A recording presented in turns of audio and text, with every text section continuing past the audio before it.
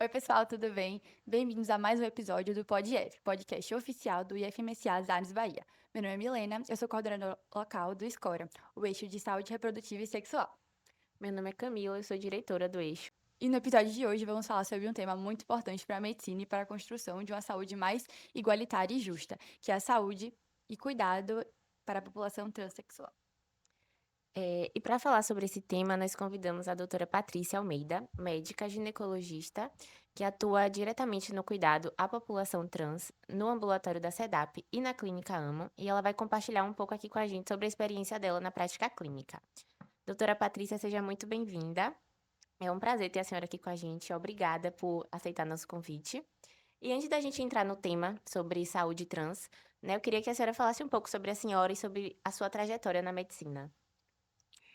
Bom dia, eu já fico assim extremamente feliz quando eu vejo uma turma jovem interessada na temática. É uma temática que atravessa toda e qualquer área de saúde e o bem querer fazer, né, o querer fazer cada vez melhor, né, parte muito eu parto do princípio de que quando se começa com o estudante, tudo tende a mudar. Fico muito feliz e agradecida pelo convite para poder falar de um tema que realmente me palpita.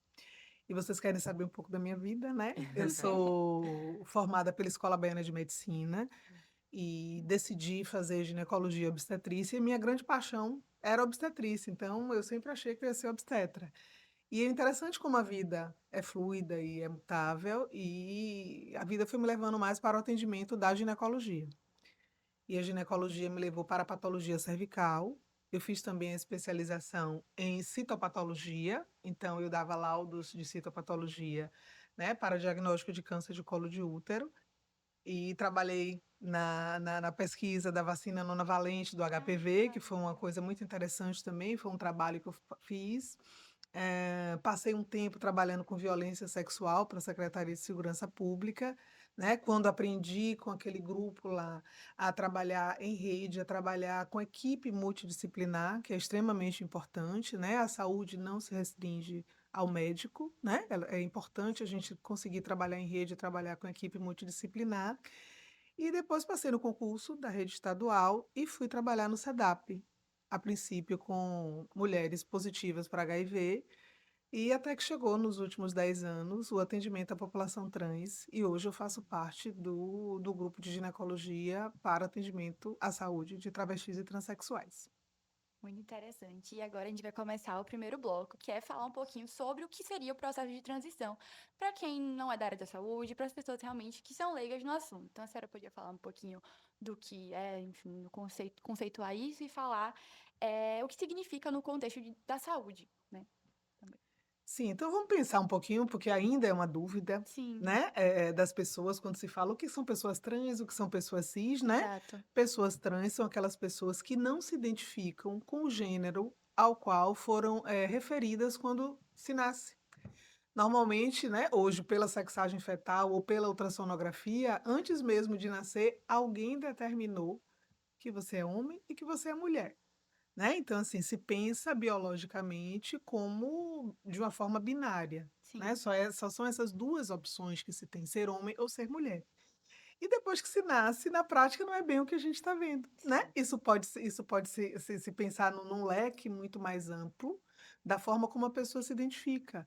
Então a gente pensa hoje, quando a gente fala em saúde trans, a gente pensa nas pessoas que não se identificam com esse gênero que foi determinado, e tem também as pessoas não binárias, né, em que elas pensam num gênero, que elas se identificam com o gênero mais fluido e que não se veem dentro dessa categoria social e que a gente determina o que é ser homem e o que é ser mulher.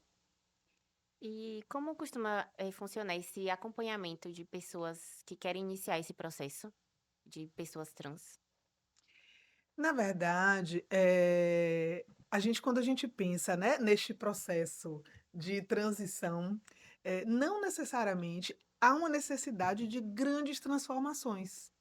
A gente Sim, precisa pensar, em como o paciente que nos chega, né, traz a sua necessidade individual.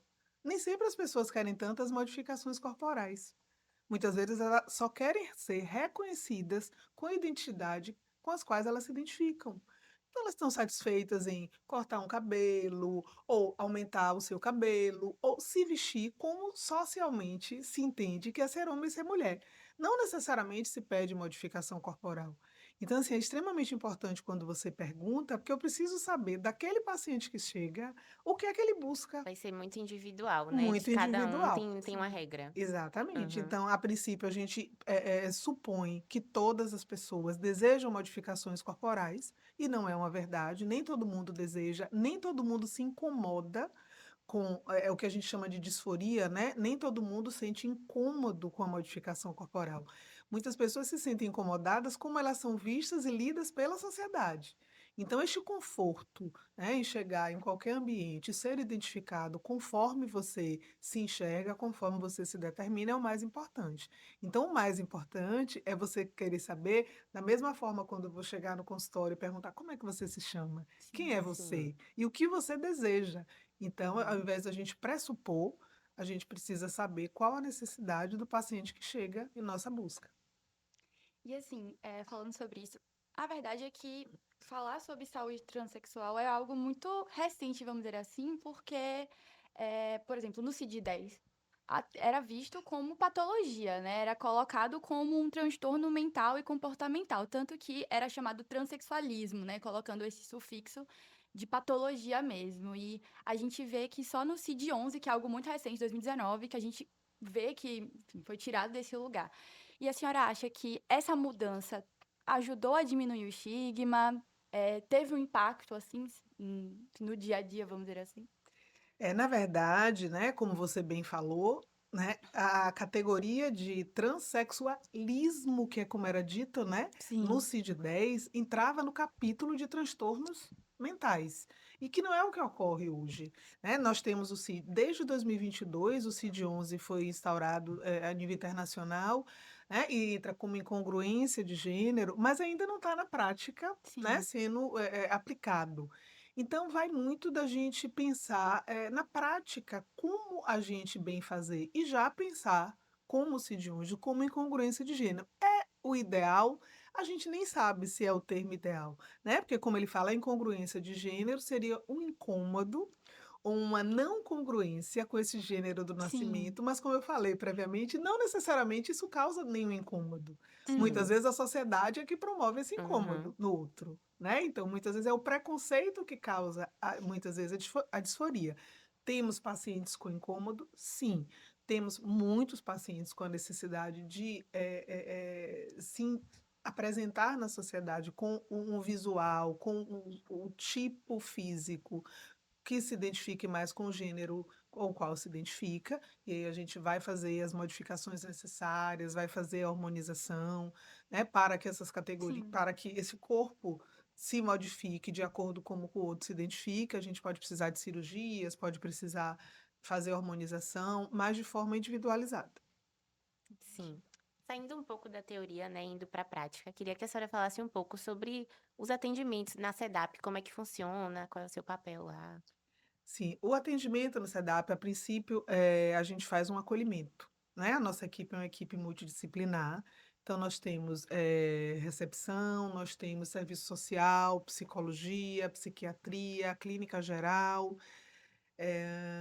quem mais? É um grupo grande, é uma equipe realmente Bastante. multidisciplinar e extremamente importante neste processo, porque, como eu falei inicialmente, a gente, até o nome do ambulatório foi construído uma atenção à saúde, e saúde é algo muito amplo.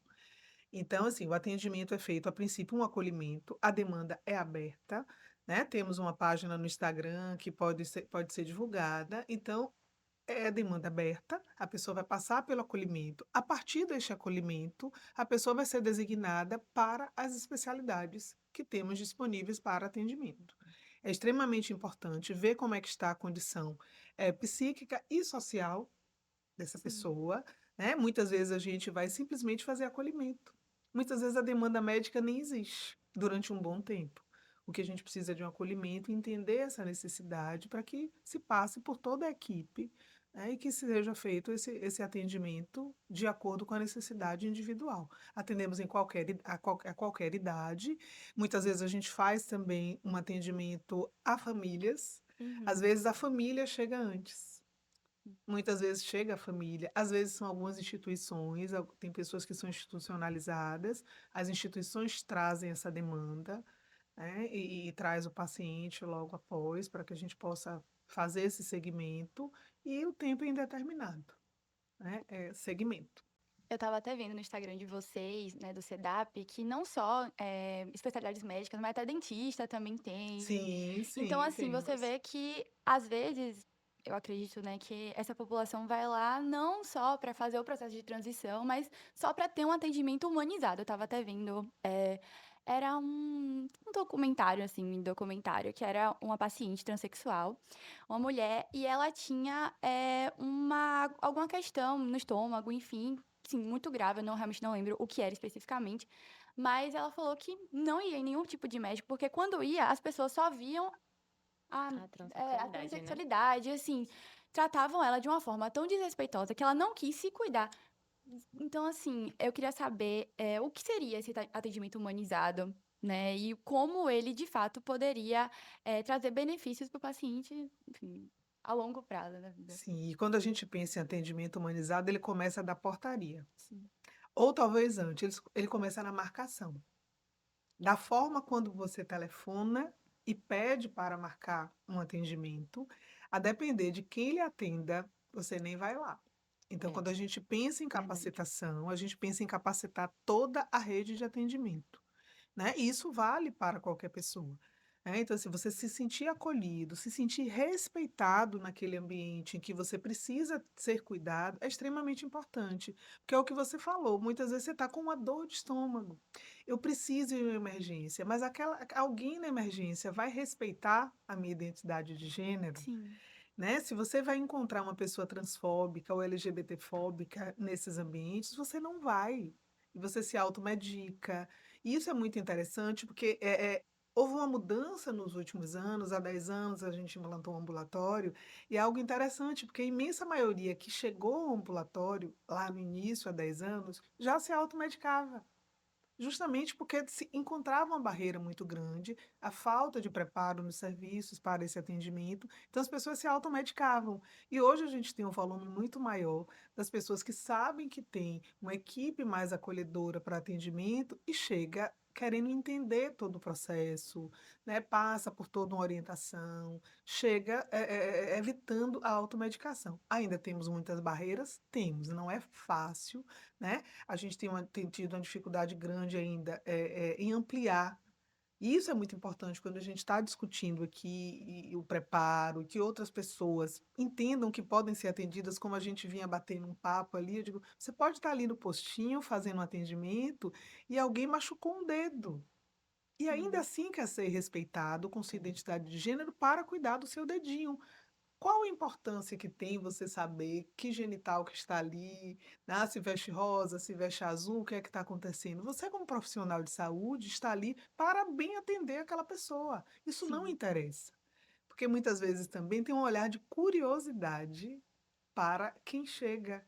Perguntas indevidas, invasão da privacidade do Uhum. outro, que não cabe sim, naquele atendimento. Então, assim, a quem interessa saber que aquela pessoa é uma pessoa trans ou não? Cabe a você atender. Então, não tem importância Exato. para determinados espaços que você precise se identificar, inclusive, como uma pessoa trans ou não. sim, Porque para as pessoas cisgêneras, você muitas vezes não pergunta. Você Exatamente. simplesmente, né, está posto que aquela pessoa está ali, vai ser atendido. Então, quando eu cheguei aqui, eu fiz uma pergunta, eu perguntei, tem algumas pessoas trans que são seus colegas? Mas assim, e alguma pessoa digo, mas pode ser que você tenha algum colega que seja uma pessoa trans e que não se identifica como tal. E ela não não precisa se precisa. identificar como tal, né? Entendi. Normalmente a gente não chega nos Uhum, lugares para dizer, eu sou fulana, cis, Exatamente. né? Na maioria das vezes sim, você não precisa dizer que é cis, então por que que eu preciso dizer que sou trans? uhum. Exceto em um espaço em que isso seja relevante para aquele atendimento. Fora isso, você não Sim. precisa se identificar como tal. Uma coisa que sempre aparece nos debates, né, é sobre a questão do nome, como essa pessoa se identifica, né, o nome social, os pronomes. É na prática clínica, assim, a senhora acredita que o uso correto desses pronomes e do nome que a pessoa realmente quer ser chamada, na prática clínica, a senhora acha que isso muda a forma como o paciente vai se sentir na consulta. É fundamental. Essa é uma queixa, né, que é muito fundamental. Houve um período em que a gente não tinha nos formulários a obrigatoriedade de se ter o nome social, até que houvesse um projeto de lei para isso, né. Hoje a gente tem esse projeto de lei, o nome social precisa ser respeitado e o próprio Supremo Tribunal Federal permitiu que você não precise nem entrar com processo na justiça para que você utilize o nome com o qual você se reconhece, que seja mais compatível com sua identidade de gênero. Porque muitas vezes o que é que a gente via?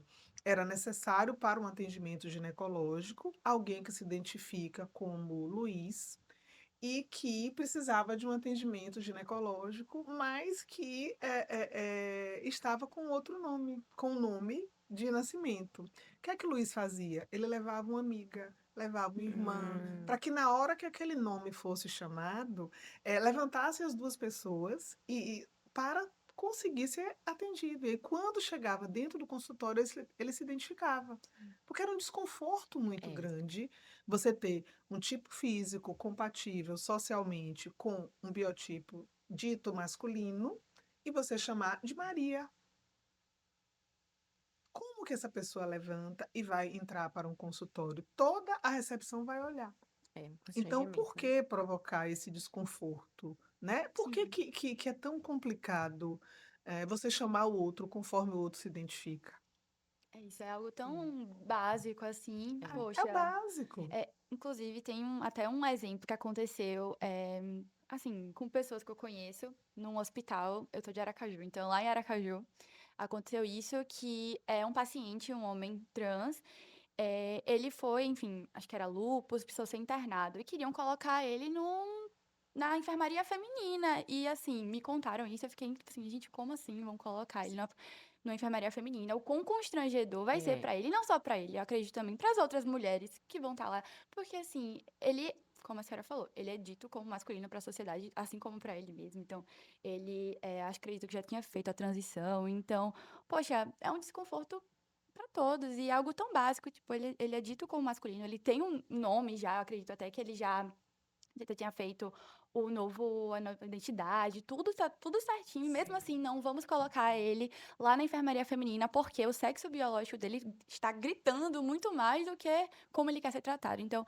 poxa, a pessoa já está vulnerável, enfim, não está doente, a pessoa está mal e ainda precisa passar por um constrangimento enorme, né, Não faz nem poxa. sentido, né? Como ele se Exato. identifica como você tá Homem, vendo ali, então. exato. Enfim, É, É a mesma é polêmica do complicado. banheiro, né? Porque exatamente. você É, fica imaginando, imagina você como mulher no banheiro e você deparar com uma figura masculina no banheiro, né? Com o estigma sim. de violência que a gente tem muito mais medo Exato. de Aham. encontrar aquela pessoa, né? Um homem dentro do sanitário feminino. Como assim? Né? Porque qual a preocupação com o genital? Você está ali, você fecha a porta, não tem essa preocupação. Por que que te interessa tanto saber o que vai sob a roupa do outro? É, Exato. É É, muito mais perigoso, pensando assim, se você encontrar. Olha o quanto vai ser muito mais violento para uma mulher trans exato. claro. frequentar um banheiro dito masculino, em que os É, homens estão ali. O risco de violência é muito maior. Exatamente. Então não tem sentido, né? Em nenhum é. espaço você não respeitar nem o nome social, ou nome já retificado, ou um banheiro. Exato. E a gente também traz o tópico da saúde mental, né? Como a gente falou sobre isso e como, enfim, a pessoa já está passando por todo um processo de descoberta de si mesma, ainda tem que passar por essas situações, além também dentro de casa, né? Então, os fatores sociais, a discriminação, a própria exclusão familiar, às vezes violência. Então, como é que a senhora acha que esses quesitos aparecem na prática clínica, assim, no seu dia a dia? E, enfim, qual seria o grande papel do suporte psicológico dentro desse cuidado integrado, né? Olha a importância da equipe multidisciplinar. Exato. Né? Se eu tenho uma boa equipe de serviço social, uma boa equipe de psicologia, para identificar essas microviolências Uhum. Sim. que ocorrem ao longo da vida. Né? Então, muitas vezes, a primeira violência é exatamente dentro de casa. Se a gente pensa a casa como o seu local de conforto, o seu lugar de retorno, o seu lugar de paz, de sossego, e a violência já começa dentro dessa casa, eu não posso imaginar que quando chegar no serviço médico, essa pessoa vai estar na mesma condição de alguém que sofre violência dentro da própria casa, que tem medo de como vai ser visto dentro do próprio núcleo familiar. Então, começa a violência normalmente em casa, essa violência se prolonga no condomínio, se prolonga na escola, se prolonga no ambiente de trabalho. Então, são muitas variáveis que vão, obviamente, atingir o processo de saúde. E se a gente pensar na interseccionalidade, que é você pensar em tudo que pode agregar. Se essa pessoa for pobre, se a gente pensar em raça, se essa pessoa for uma pessoa preta, né? Se essa pessoa for uma pessoa de uma religião que não seja compatível com a sua. Então, tudo isso, a gente pensa na saúde mental como agravante para as condições de saúde física. Isso é fato. Não tem como você ter uma saúde bacana, ter uma saúde com boa imunidade, se você não dorme bem, se você está com medo de, no transporte público, ser violentado por ter uma identidade de gênero não reconhecida, por numa abordagem policial, sofrer uma chacota, porque você tem uma identidade de gênero que não pode ser reconhecida. Então, são múltiplas violências. O risinho, né? Tem uma fala interessante que é a síndrome do cotovelo. Às vezes você não diz nada, mas você cutuca o colega do lado enquanto está na recepção Uhum. aguardando.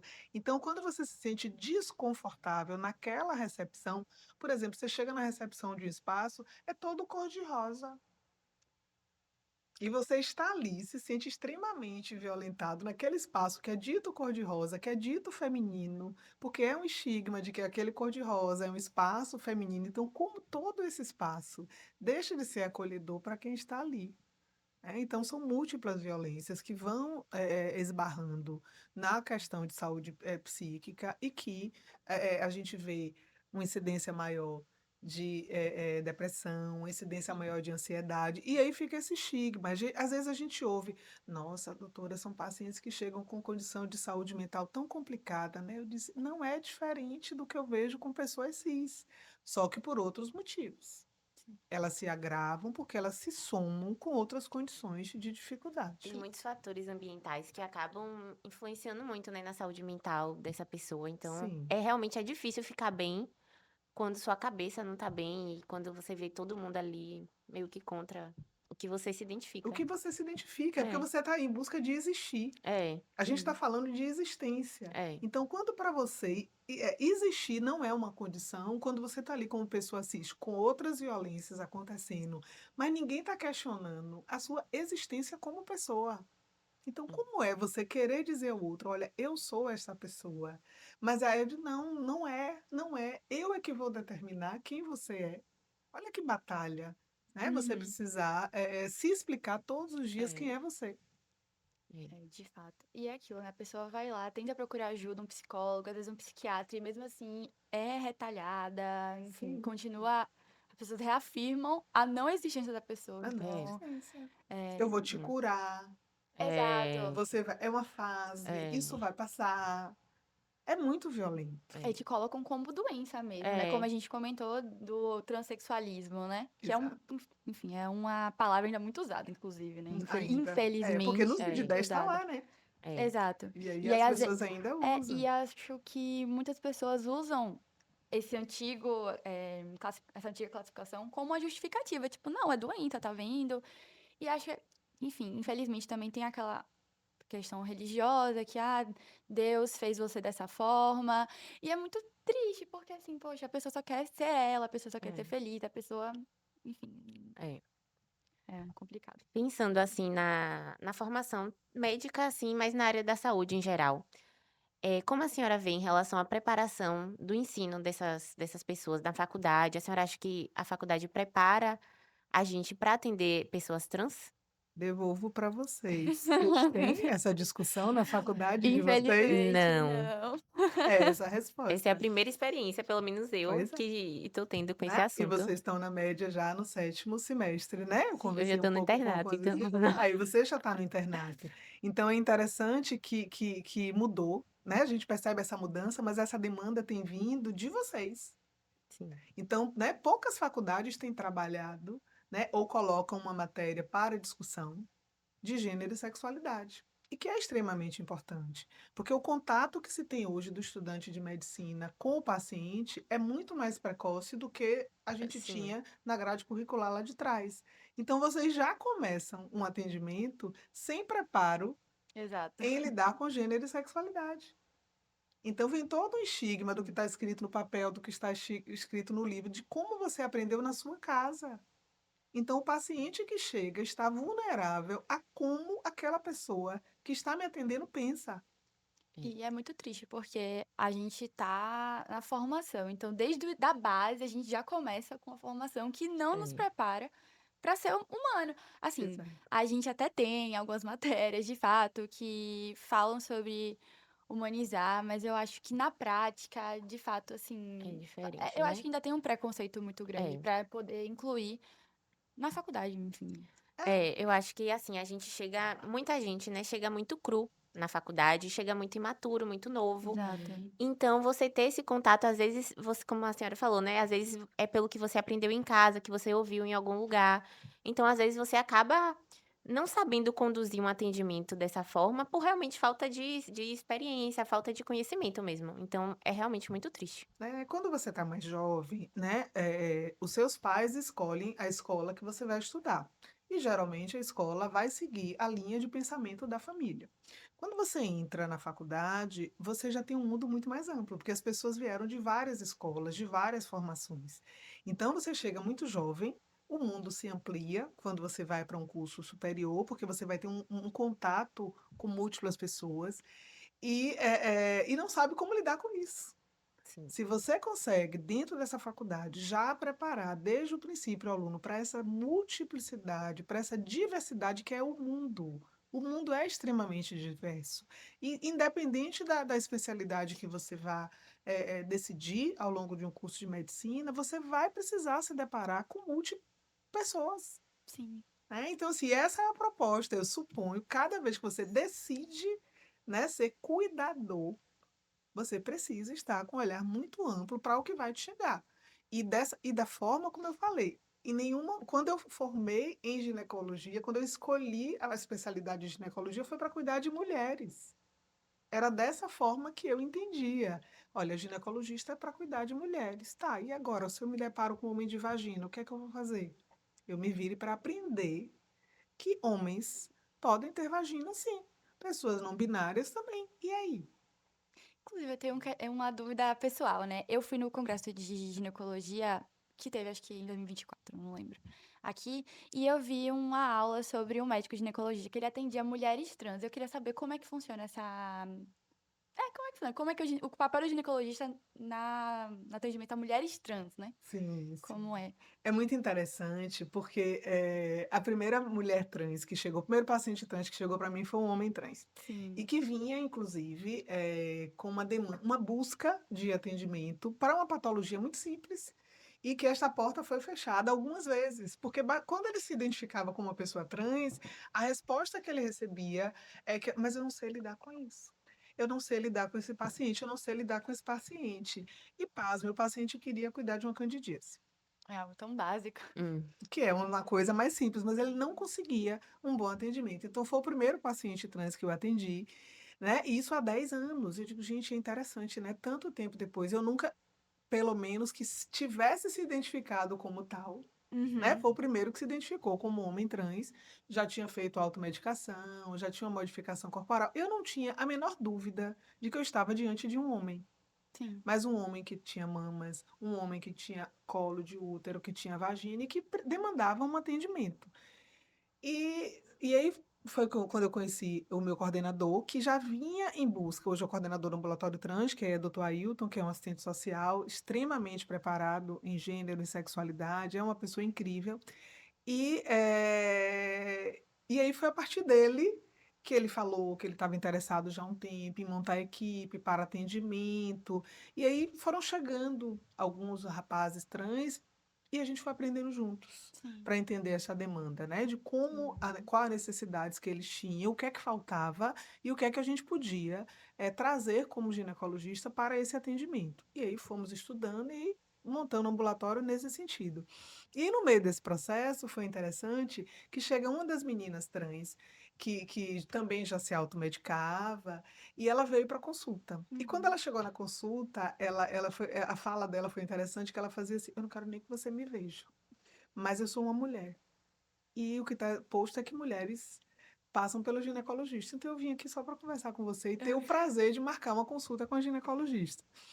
E aí, como elas tinham uma dificuldade muito grande de um urologista que também fizesse algum atendimento, muitas vezes chegavam com demandas de saúde, uma lesão em pele, né, uma infecção urinária, e pela falta de alguém específico para atender, elas começaram a marcar Uhum. as consultas.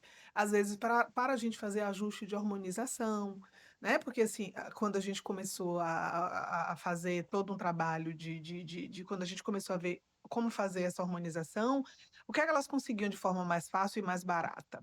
Usar, etilenoestradiol, usar contraceptivos hormonais em altas doses. E não seria a medicação ideal para uso. E aí, quando a gente vê os protocolos em países que já se tinha atendimento, de mulheres trans, e a gente vai estudar os protocolos, ver o que já acontecia nos outros serviços, a ginecologia sabe lidar com a hormonização pós-menopausa ou no hipoandrogenismo, junto com a endocrinologia. Então, assim, você como ginecologista está apto a lidar com a hormonização dessas pessoas. E hoje a gente já tem, né, aqui no estado, algumas mulheres trans cirurgiadas e que têm neovagina. Uhum. E como elas têm neovagina, a gente precisa fazer coleta, a gente precisa cuidar Hum. desta vagina, porque elas têm vagina, elas têm mama que precisam ser cuidadas. Sim. Então, assim, a ginecologia também faz essa avaliação mamária. Olhar a necessidade de ultrassonografia, olhar a necessidade de mamografia. E uma coisa extremamente importante é que a gente falar de saúde reprodutiva. Sim. As pessoas querem ou não gestar, querem ou não procriar, querem ou não doar óvulos, doar espermatozoides. Então, tudo isso faz parte do escopo da ginecologia para atendimento das pessoas trans. E olhar, assim, acho que a saúde da mulher em geral, né, porque mulher, geralmente, pra fazer um check-up, pra ver como tá tudo, vai no Sim. ginecologista. E assim, né, eu acho que a saúde da mulher toda por si, ela vai na ginecologista pra fazer um check-up, pra saber como é que tá tudo, né, quando ela precisa não tem nada de errado, ela vai lá todo ano pra checar. Então, assim, é muito importante ter esse acolhimento, né, e receber essas mulheres trans. E tem sido muito interessante, porque quando elas chegam, e como a experiência maior era no atendimento com os meninos, né, tem um bocado lá mais velho, mas eu continuo chamando eles de meus meninos. E a discussão com elas, psiquicamente, não é nem um pingo diferente da minha experiência no atendimento das mulheres cis.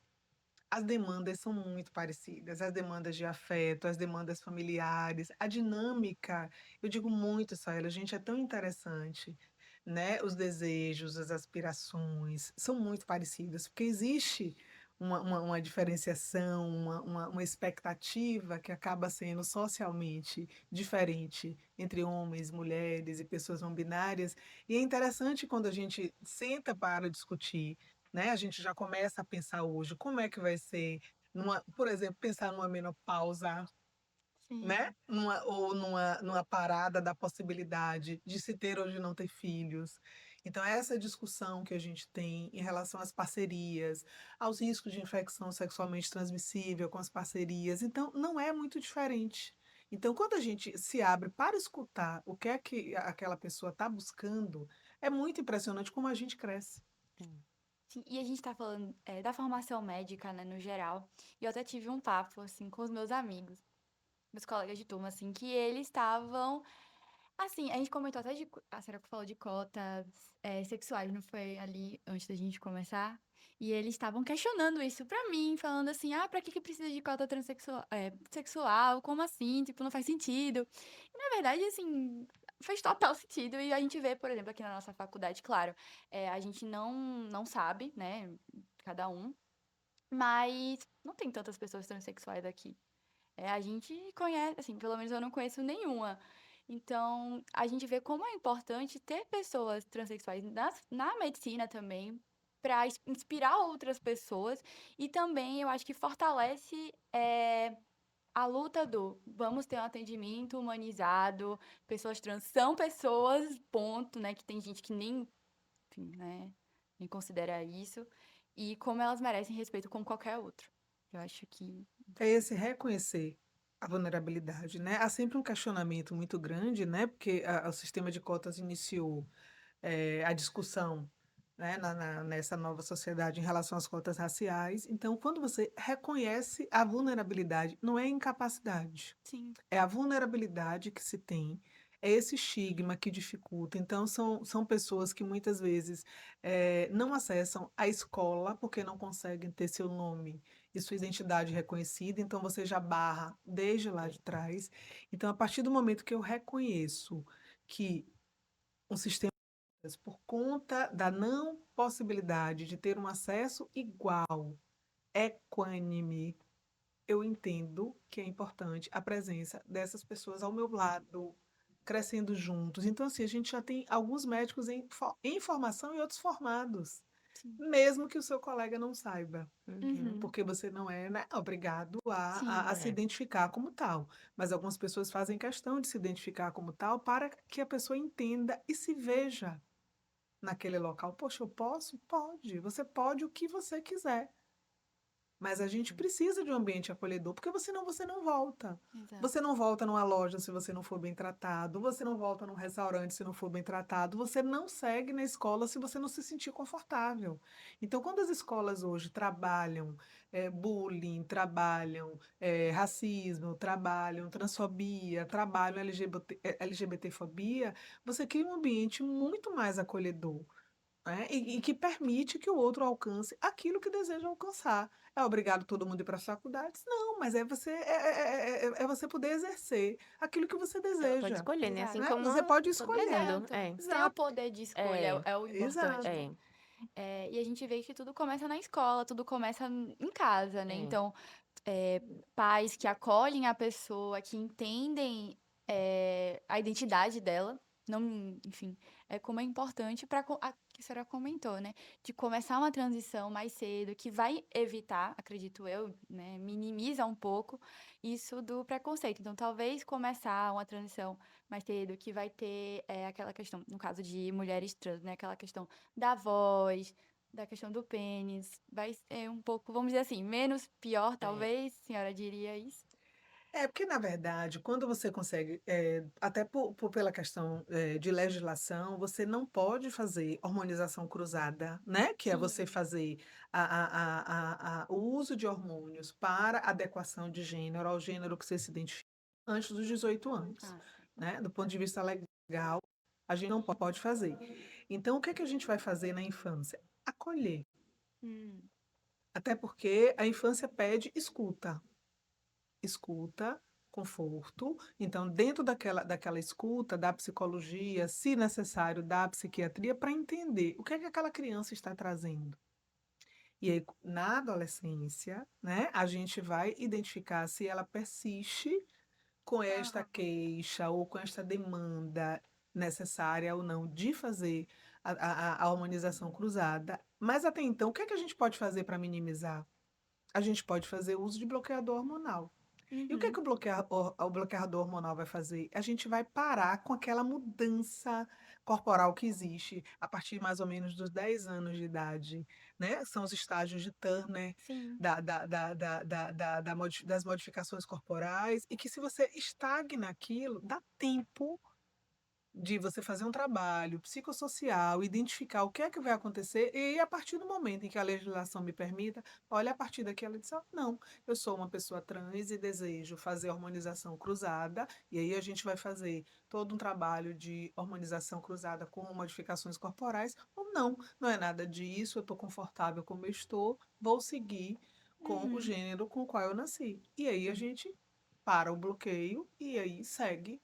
Então, assim, isso é extremamente importante, porque muitas vezes quando você não deixa que cresça mamas, quando Uhum. você não deixa que a menstruação chegue, muitas vezes a menstruação é um marcador de feminilidade muito forte e É. incomoda muito a outra pessoa. Às vezes a gente chega no consultório, numa idade maior, que não dá para a gente bloquear muitas modificações, mas você pode proporcionar um conforto suspendendo o sangramento. A gente faz isso em caso de dismenorreia, que é a cólica intensa, por que que eu não posso fazer isso numa pessoa trans? Sim. Né? Então, assim, deixa eu te dar um pouco de conforto, que é minimizar a disforia que causa a oscilação hormonal, que é a tensão pré-menstrual. Então, a gente consegue fazer esses bloqueios. E aí, a gente proporcionar um mínimo de conforto até que a legislação permita que a gente possa fazer a harmonização cruzada. Certo. Então é só a partir dos 16 anos que pode começar. Ou 18 18. anos. 18. Hoje, exatamente, a gente tem oscilado nos últimos É, 2 anos, né? eu vi que era 16. Porque a gente tinha 16 anos pelo Conselho Sim. Federal de Medicina, e aí por força de lei, se bloqueia, o conselho quer seguir o processo transexualizador, né, que é um nome que existe. A gente tem, na rede SUS, um protocolo que você consegue acessar, no Google, você dá um Google lá, vocês não pesquisam mais Google, né? É ChatGPT. Então você dá lá uma pesquisa, você vê processo transexualizador, Aham. né, que é que são normas para que a gente possa fazer o que é que a gente pode utilizar, o que é que a gente quando a gente pode fazer hormonização e quando não pode fazer, as cirurgias, em que idade isso pode fazer. Então existe todo um Uhum. protocolo a ser seguido a partir de determinada faixa etária. Pelo processo seria a partir dos 18 anos, após um ano de acompanhamento, multidisciplinar, você pode indicar cirurgia. Então, assim, tem toda uma idade para isso, que o Conselho Federal de Medicina já tinha seguido normas internacionais em que a gente conseguia fazer os 16. Aí vinha o Conselho Federal ano passado, bloqueia. Ah, bloqueia, não bloqueia, vai para 18. Então está nessa briga, Uhum. junto com o sistema judiciário, para que a gente consiga baixar para os 16 anos, Sim. né? Desde que haja um atendimento, que haja um acolhimento prévio com a equipe multidisciplinar, para que a gente possa fazer essa transição. Entendi. Voltando assim só um pouco a essa questão do apoio familiar, né? Eu acho que além das questões físicas que vai barrar, eu vejo que, assim, é um pilar muito importante nessa transição, porque a saúde mental vai moldar tudo. E, assim, acho que se você se sente acolhido dentro de casa, você consegue lidar melhor com o mundo lá fora, né? Rodando mesmo agora, tô rodando em psiquiatria. E aí ontem eu tive 2 pacientes, os dois esquizofrênicos. E assim, o acompanhante, tipo, tava muito, não aguento mais, é um peso. E a outra, assim, ela falava assim, era um irmão, ele me ajuda muito, ele é meu companheiro. E você via a diferença desses pacientes, sabe? Um era muito mais triste, cabisbaixo, e já o outro já tinha outro, sabe, outra forma de estar ali. Então, assim, eu acho que esse apoio familiar é realmente essencial. Todo mundo quer ser acolhido, né? Todas nós Exatamente. queremos ser acolhidos. A gente fala muito que existe uma coisa nas famílias e que a gente precisa entender e respeitar também, né? Que aí já não é a transfobia. É muitas vezes a dificuldade dos pais de lidarem com aquele filho ou filha que vai embora, né? Todo filho, quando é uma gestação planejada, ou até a não planejada, mas que são filhos amados e que são filhos queridos, ele foi sonhado, ele foi pensado, né? Há toda uma expectativa daqueles pais para aquela criança que chega, é todo um sonho, uma fantasia. E essa quebra, por que que há tantos conflitos na adolescência, né? Porque quando você começa a entender que é um sujeito com autonomia, muitas vezes aquela autonomia pode barrar com seus pais e os conflitos serem gerados, né? E quando você fala em transição de gênero, né? E quando você fala nessa mudança, você literalmente vai perder alguém para alguém que vai chegar. Então, essa interseção entre quem está indo embora para este filho ou filha nova que vai chegar, como é que vai ser? Quem é que está chegando? Então, assim, esse acolhimento aos pais, na próxima semana, inclusive, a gente vai ter uma roda de conversa lá no SEDAP sobre isso, está lá na página, porque esses pais também precisam de acolhimento. Sim. Precisam de um suporte. Existe um grupo que é o Mães pela Diversidade, que é incrível, que se troca experiência, né? E a gente vê o quanto é diferente e cada vez mais tem chegado nos consultórios os jovens acompanhados dos seus pais ou de alguém da família, né, que cuida. Então, ter alguém que cuida é extremamente importante para qualquer pessoa, em qualquer âmbito, Sim. né? Então, nem sempre o ambiente familiar é o ambiente mais acolhedor. Então, quando esse ambiente se torna violento e se torna extremamente, seja psiquicamente violento ou fisicamente violento, que a gente vê violência física, então é importante que haja alguém que cuide. Então, ter alguém que cuide sempre vai fazer toda a diferença. Com certeza. E como é? A senhora falou que tem o acolhimento da família também, muitas vezes, durante as consultas. E como Sim. é? Assim, a primeira consulta de uma família, da pessoa, assim, É feito muito pelo grupo do serviço social, Ah, entendi. né? Nessa demanda do acolhimento, muitas vezes chega as famílias que elas não conseguem entender, É. né? Não conseguem trocar, passaram anos chamando o filho com aquele nome ou a filha com aquele nome, Uhum. né? O pronome Sim. também, né? Então a gente tenta mediar que haja, inclusive, o entendimento também do filho, de olha, dê um tempinho. Fica complicado entender para os pais, né, aquele filho sonhado ou aquela filha sonhada que precisa mudar. Nem sempre a mudança vai ser da noite para o dia. Mas há uma compreensão de quem está do outro lado, de quando isso é pela violência, pela não aceitação, Sim. ou quando é um escape.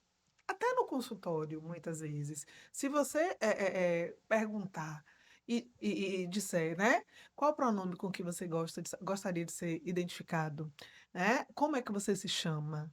E por acaso acontecer uma consulta, um escape ou outro, e que você sabe, o outro, a maioria das vezes, vai compreender se aquilo foi um escape ou Sim. foi uma violência. Né? Então, assim, isso é identificado, porque uma coisa é aquele que não quer, sob hipótese alguma, e que violenta, e que estigmatiza, eu é que dito, quem é você, eu é que dito. Então, assim, é completamente diferente. Então, quando a pessoa percebe que está num ambiente acolhedor, um ambiente que realmente quer te receber, com conforto, com respeito, e que por acaso possa ocorrer um escape, não me lindre em pedir desculpas. Desculpa, tá? Eu não fui legal nesse momento. Então, assim, para que você consiga estabelecer um vínculo de confiança e de afeto. E aí o paciente acaba voltando. Sim. Então vamos voltar agora ao bloco que a gente estava de educação médica, né? E queria que a senhora, assim, falasse um conselho para um estudante que fosse atender um paciente trans pela primeira vez. O que é que ele poderia fazer para tornar esse atendimento humanizado, assim mesmo? A primeira coisa é exatamente perguntar como você gostaria de ser chamado. Muitas vezes não vai ter essa necessidade, porque quando a pessoa chega no serviço, você não vai ter dúvidas de Uhum. que aquela Sim. pessoa é Maria, de que aquela pessoa é João. Então, muitas vezes você não vai ter dúvidas, né? Quando a pessoa já está com toda a modificação corporal ali compatível, mas você pode estar diante de uma pessoa não binária, né? E Uhum. que deseja ser chamado por um outro pronome, é você perguntar. A primeira coisa é perguntar.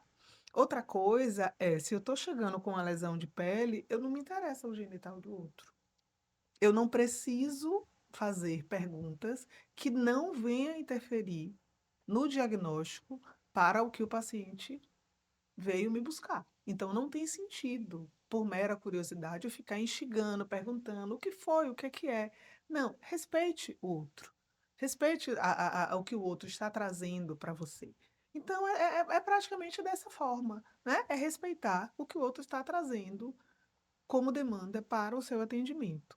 E aí, dessa forma, o paciente vai acabar se sentindo mais confortável. A gente não precisa pressupor, porque quando a gente fala, por exemplo, de saúde sexual e reprodutiva, a gente pensa muito na nossa.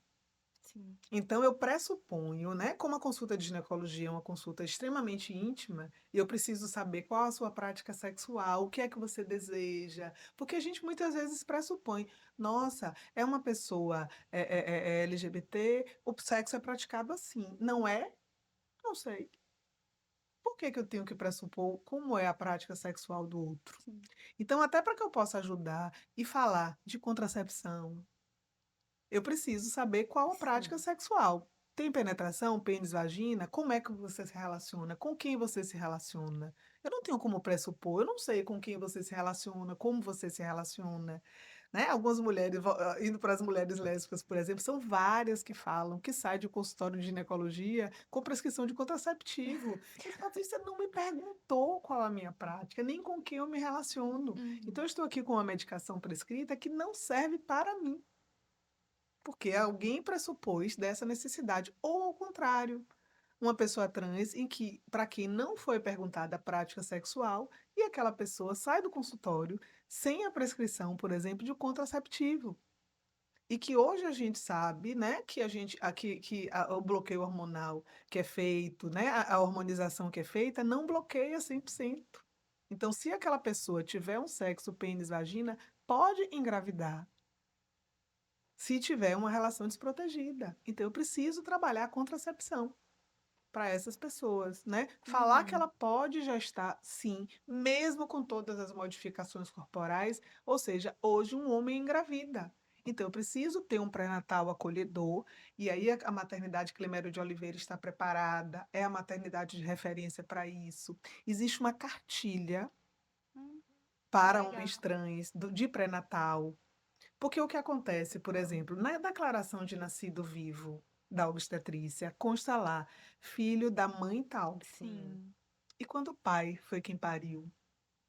Como fica aquela declaração de nascido vivo? Então, a partir de um primeiro nascimento de um homem trans em Salvador, que era um casal transcentrado, ela era uma mulher trans e ele um Sim. homem trans, eles entraram com o processo, não, o nome da mãe não é a que pariu.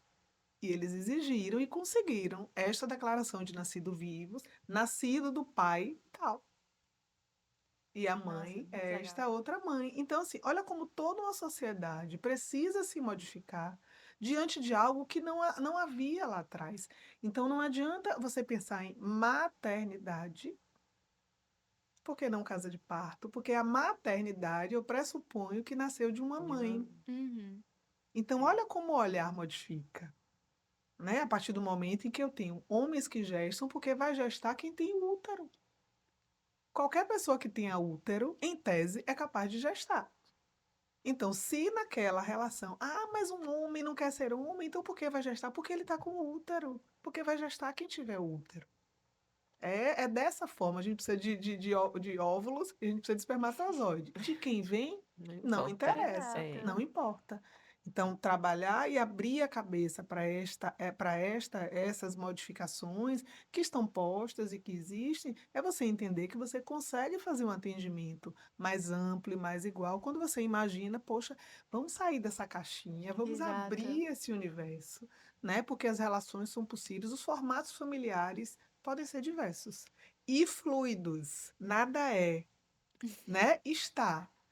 Hoje Sim. você pode estar vivendo uma relação com uma pessoa e, olha, Patrícia, modificou.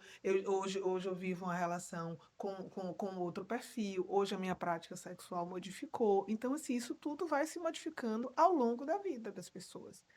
Então, você conseguir sempre perguntar e deixar que o outro esteja à vontade para falar sobre sua sexualidade, sobre suas práticas, aí você consegue oferecer um serviço melhor. Se você se fecha no pré-conceito, né, na palavra Sim. pré-conceito, daquilo que você acredita dentro do seu mundo, né, o nosso mundo é muito pequeno diante dessa diversidade que está aí. Ao longo da sua experiência atendendo a população trans, qual foi a maior lição que você aprendeu? De que nada é fixo, de que a vida é fluida. Esse foi o grande aprendizado. Né? E uma coisa muito importante também é ao não julgamento, porque muitas vezes a gente pré-julga diante do que a sociedade nos traz. Então, não, teve uma vez que foi muito interessante, que foi no início do ambulatório, e que tinha uma mulher que precisava de um atendimento, era uma mulher positiva, e veio para o ambulatório de HIV, e alguém achou que ela era uma pessoa trans. E aí, quando chegou, eu perguntei como você gostaria de ser chamada? Aí ela fez, pelo meu nome. Aí eu fiz, porque tinha lá, alguém tinha colocado pessoa trans. Hum. E lá na feira, eu disse, por que tá todo mundo me perguntando isso? Aí eu fiz assim, aí eu disse, mas você veio para o ambulatório trans? Não, o que é isso? Então, assim, aí você para e faz assim, interessante. Todos nós temos preconceito. Essa foi uma grande lição de como a gente, diante da nossa experiência, diante dos nossos conceitos pessoais, a gente sempre vai julgar o outro de alguma forma. E cabe a gente se policiar para respeitar o outro. Então, não adianta a gente dizer, olha, eu sou livre de preconceito. A gente tem preconceito. O que a gente precisa é se policiar e respeitar o outro diante daquilo que foi construído na minha vida, porque, volto a dizer, o mundo da gente é muito pequeno diante do que a diversidade vem trazendo aí. E eu não sei o que é que ainda vai chegando aí mais de novidade, né? Quando eu me formei, neurônio não regenerava.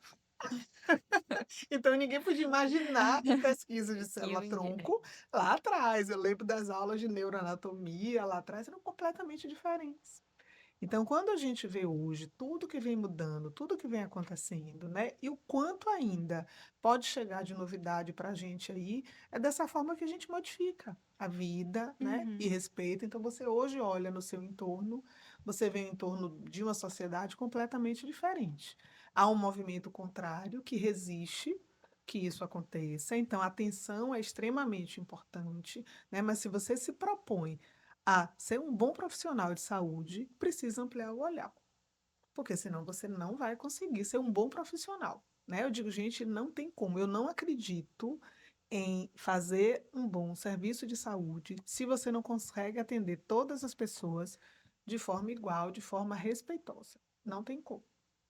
Exatamente. Isso é um dos princípios também, né? Da medicina, vamos dizer assim. Básico, é. E, poxa, só respeitar o outro e sempre procurar aprender, né? Como a senhora falou. Tipo, Sim, o mundo é muito pequeno e a gente tem que estar aberto a conhecer um pouquinho de tudo sim, quando nos aparece. sim. E para quem está interessado em fazer esse atendimento, onde podem encontrar? Olha, cada vez mais a rede se amplia.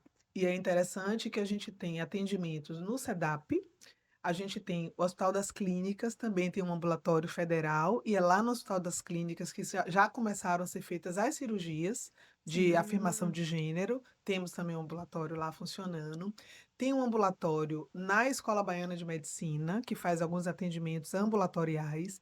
E na rede municipal, ali na Avenida Carlos Gomes, tem um ambulatório LGBT que também faz atendimento.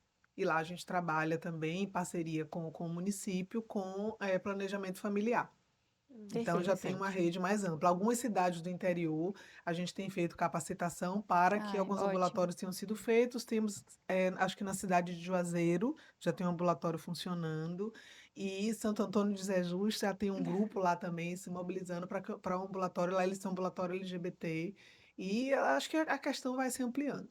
É muito importante, né, doutora, ouvir essa experiência da senhora, que acho que vai fazer com que a gente, como estudante de medicina, veja realmente esse atendimento, esse acolhimento com outros olhos, né? A gente vai passar a ter mais esse cuidado, né? É isso. Essa empatia. É isso. Crescer não só como profissional da saúde, futuros profissionais da saúde, mas também como pessoas, né? Exatamente. Enfim, doutora, muito obrigada por compartilhar sua experiência com a gente. Foi extremamente enriquecedor, de verdade. Aprendi muito. A gente aprendeu Sim, muito com aprendemos esse muito. papo. Eu espero que as pessoas que estejam ouvindo também tenham aprendido bastante. Que bom, obrigada a vocês pelo convite. Eu fico muito feliz quando eu vejo gente jovem querendo fazer essa medicina, ser o que é a medicina, Sim. tá? O cuidado com o outro, tá? Fico muito feliz pela oportunidade.